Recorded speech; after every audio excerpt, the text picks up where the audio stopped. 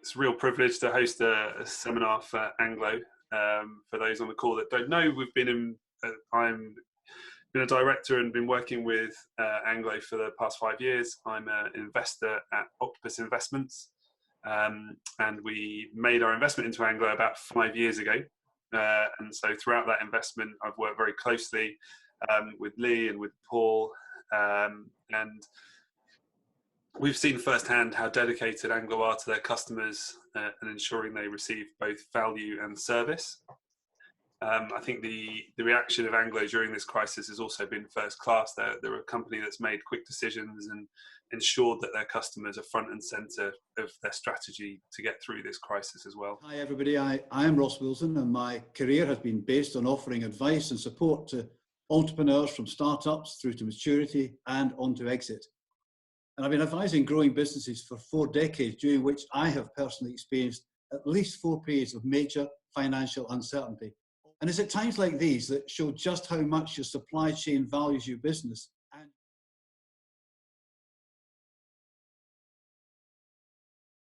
So let me firstly take you through some of the government stimulus. The Coronavirus Job Retention Scheme, CJRS, any employer with a UK payroll and a UK bank account is able to claim, but the employee must have been employed on the 19th of March 2020 and on your payroll on or before that date. Your team can be any type of contract, including a 0-hour contract or a temporary contract, and you can furlough foreign nationals. The scheme does not apply if individuals are self-employed. Employers can claim online for a grant of 80% of their furloughed employee salaries, up to a maximum of £2,500 per employee per month. After a claim is submitted, it should take 6 working days for it to be paid, and this can be incredibly valuable to your cash flow. I also understand employees can be brought back for projects and then put back on furlough if required.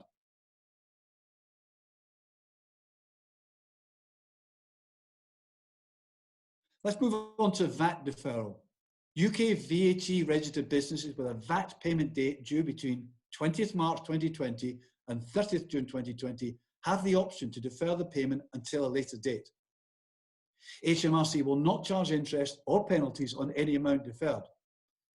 I should just emphasise that the deferral is automatic and you don't need to contact HMRC to arrange it. However, it is important for those that pay by direct debit to cancel the direct debit in time so that payment is not taken. Another question that's come up a few times is whether companies should just pay the VAT if they have the cash and they don't want to build up a problem further down the line. Our view would be that if you have the opportunity to defer the liability until 31st March 2021, you should take it.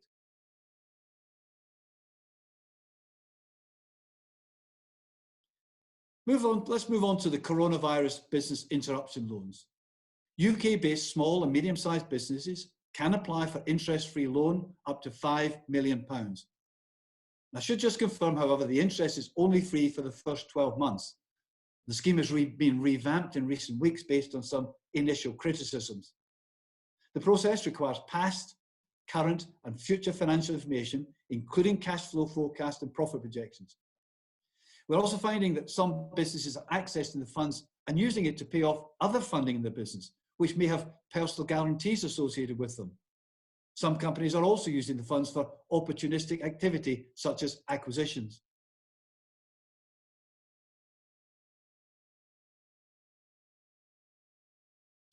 Then there's the small business bounce back loans. Now, small businesses will benefit from this new fast-track finance scheme, providing loans with a 100% government-backed guarantee for lenders, and that was announced by the Chancellor on the 27th of April.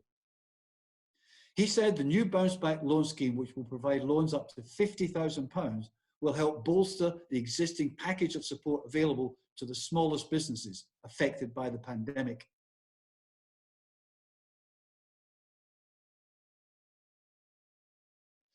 And the support package for innovative firms. The Chancellor also announced a £1.25 billion government support package for UK businesses driving innovation and development to help them through the coronavirus outbreak.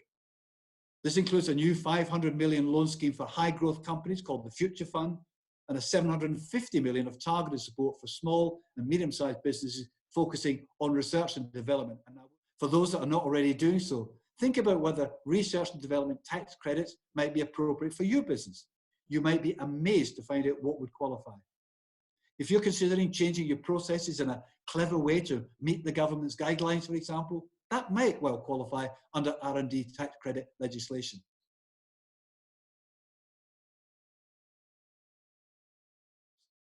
And I would encourage you to continue to do anything you can to stay close to your customers. One of the things that you should be thinking about is getting as much information and knowledge from your customers about how they're finding things, as that might in turn allow you to plan your business future.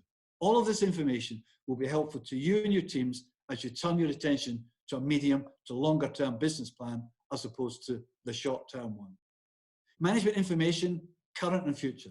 I'd encourage every business to ensure that their management information, including their profit and loss accounts and balance sheets, and particularly the balance sheets, are updated to the latest possible date.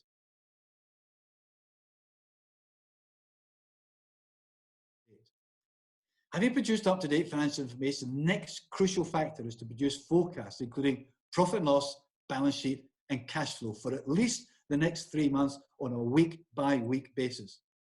Forecasts are absolutely critical, and none more so than cash flow forecasting. And it's imperative to understand all the assumptions behind the forecast, as each of them will be tested on a regular basis. The forecast, including your cash flow, should be updated at least weekly, if not daily. It's that important.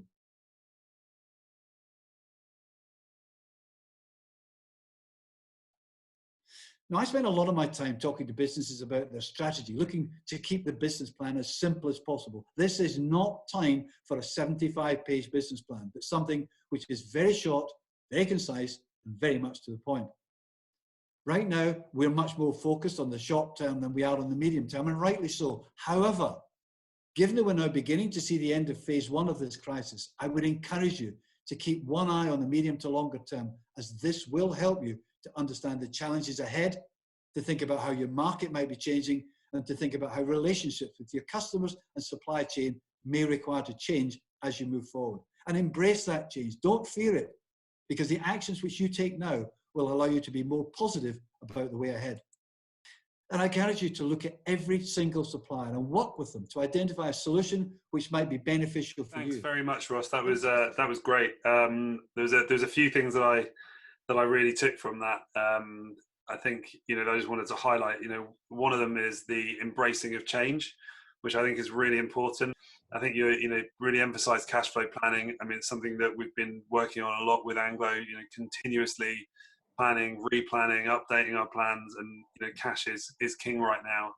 Don't fall victim of running out of cash. Do everything you can to plan ahead. I think there's lots of good stuff that you mentioned that sort of sparked in my mind, even things down to R&D tax credits. I mean, we do a huge amount of innovation at Anglo, and front and center part of Lee's role is to develop new products and think of new ways of supplying customers, etc. And I don't think it's something we've ever looked at. So even something that seems so far-fetched for us as R&D tax credit is now something that we really should be looking at and seeing if we can benefit from, because we do an awful lot of research and development into new products that come out. There was a few questions. A lot of these you've covered already, so ones that I think maybe weren't covered. A question came in. It's around so there's a lot around at the moment for businesses that have been going for quite a while. But what about businesses that have just started, or if you're planning to start up a new company?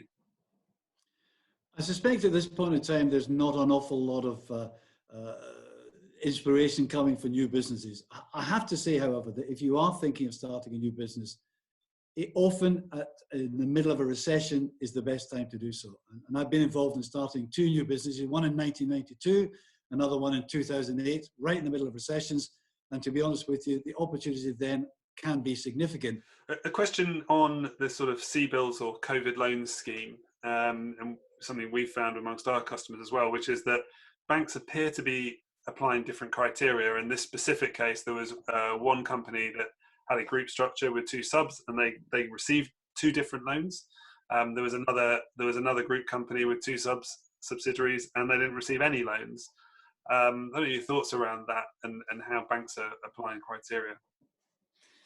It's a really good point. I guess the challenge here, Edward, is the fact that banks are applying their own criteria.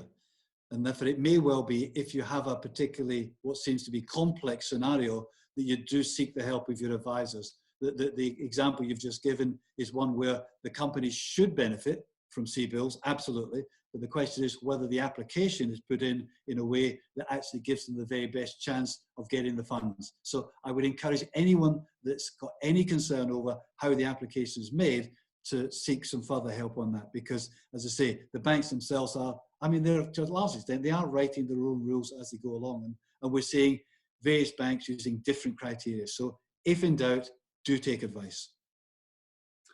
Yeah, what I would say on that one as well is always, first port of call is always to go to your existing bank. They've got your details, you've got the relationship there, you know them, so that would be the first place to go for CBILS. However, there are now a number of challenger financial institutions that are also accessing the CBILS scheme, that we've worked with. So, if you fail with your bank for whatever reason, because you get the wrong computer says no day, and there are other places you can go and other places you should try, and it takes graft, it takes time, but I think we're in that kind of that scenario now. I think we've covered a lot of the do's and don'ts, which was one of the questions. I mean, there's a huge amount of information obviously out there online that you need to access, and I mean, we've found all sorts of nuanced examples within our company as well, so it's quite hard to sort of give every do and don't. But as I think you alluded to, Ross, there is the opportunity now to, people that you've furloughed, to bring back, work on a project, and then furlough again. And I don't know if you can expand on it, or if it's still being written, but what's happening with part-time workers and bringing back furloughed employees back on a part-time basis? I think it's still being written, but it's very clear that the government are very keen to ensure as much flexibility around the workforce as they possibly can, and in that respect have indicated that they will accept part-time, full-time people coming back part-time.